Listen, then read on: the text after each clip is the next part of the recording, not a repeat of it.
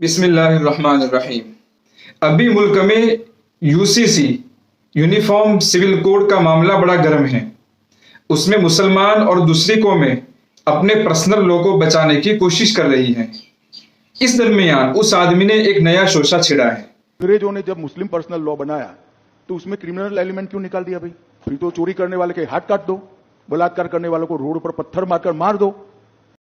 اس کے کہنے کا مطلب یہ ہے کہ اگر مسلمانوں کو مسلم پرسنل لا کی مانگ کرنی ہے تو تعزیرات میں یعنی کہ سزاؤں میں بھی اسلامک قانون کی مانگ کرنی چاہیے۔ اس آدمی کو اسلامک قانون کے بارے میں علم تو ہے نہیں اور اس کے بارے میں بات کرنے کی کوشش کرتا ہے، اس لیے اس کی بات اندھیرے میں تیر چلانے جیسی ہو گئی ہے۔ دیکھیے، اصل میں اسلامی قوانین دو طرح کے ہیں۔ ایک تو وہ ہے جن کا تعلق پبلک سے ہے، جیسے معاشرتی اور سماجی احکام۔ ان احکام کی پابندی پبلک کو ہر حال میں کرنی ہے۔ اور کچھ احکام کا تعلق حاکم سے ہے، یعنی حکومتی نظام کو چلانے کے لیے حکمرانوں کو ان احکام کا پابند کیا گیا ہے۔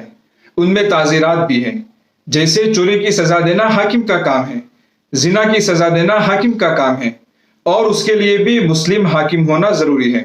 اگر حاکم تو ہے لیکن مسلم نہیں ہے تو اس کو شرعی سزا دینے کا حق نہیں ہے۔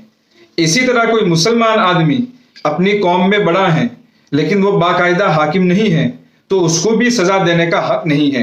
چنانچہ کوئی بھی عالم یا کوئی بھی مسجد کا بڑا امام شرعی سزا نہیں دے سکتا ہے۔ ایک بات تو یہاں صاف ہو گئی کہ اسلامک سزائیں دینے کے لیے مسلم حاکم کا ہونا ضروری ہے۔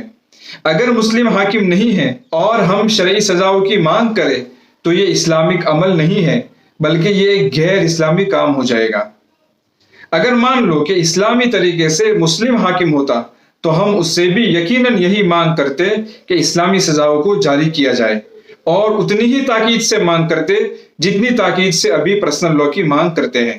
یہاں یہ بات بھی نوٹ کرے کہ اسلامک قانون میں صرف چور کا ہاتھ کاٹنا ہی نہیں ہے بلکہ بہت سی دوسری چیزیں بھی ہیں جو پبلک کے لیے فائدہ ہی فائدہ ہے۔ جیسے حاکم کے لیے پبلک سے ٹیکس لینا منع ہے۔ اب اگر مسلمانوں کو ہر جگہ مسلم پرسنل لا کو داخل کرنا ہوتا تو وہ یہ بھی کہہ سکتے تھے کہ تم ہم سے ٹیکس مت لو کیونکہ یہ اسلامک لا کے خلاف ہے، اسلامک قانون کے خلاف ہے۔ اسی طرح مالی جرمانہ لگانا یعنی کسی سے دنڈ کے طور پر مال لینا بھی منع ہے، تو وہ یہ بھی کہہ سکتے تھے کہ تم ہم سے مالی جرمانہ مت لو کیونکہ یہ اسلامک قانون کے خلاف ہے۔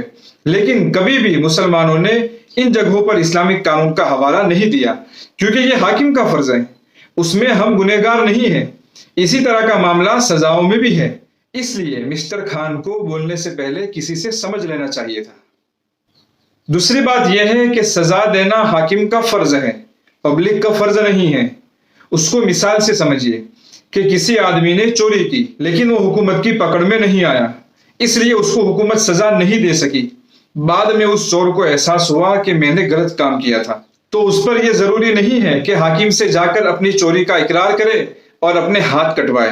بس اس پر اتنا ضروری ہے کہ وہ مالک کا مال کسی بھی طرح واپس لوٹا دے اور اللہ تعالیٰ سے معافی مانگ لے۔ جب ایک چور کے ذمے یہ بات ہے ہی نہیں کہ وہ اپنے ہاتھ کٹوائے تو کون پاگل ہوگا جو ہاتھ کاٹنے کی سزا کی مانگ کرے گا؟ چوری کرنا گناہ ہے لیکن چوری کی سزا سے بچنے کی کوشش کرنا یعنی کہ حکومت کی جانکاری میں آنے سے بچنے کی کوشش کرنا گناہ نہیں ہے، اسلامی نظر میں گناہ نہیں ہے۔ دو باتیں اچھی طرح سمجھنا، چوری کرنا گناہ ہے، اس سے توبہ ضروری ہے، لیکن چوری کی سزا کے لیے اپنے آپ کو حاکم کے سامنے پیش کرنا ضروری نہیں ہے۔ لیکن معاشرتی اور سماجی مسائل ایسے ہیں کہ یہ حکومت کا فرض نہیں ہے بلکہ پبلک کا فرض ہے۔ حکومت کی جانکاری میں آئے یا نہ آئے، حکومت کہے یا نہ کہے، ہر حال میں ان پر عمل کرنا ضروری ہے۔ جو بندہ بھی اس فرق کو جان لے گا وہ اس آدمی کی جہالت کا اندازہ خود ہی لگا دے گا۔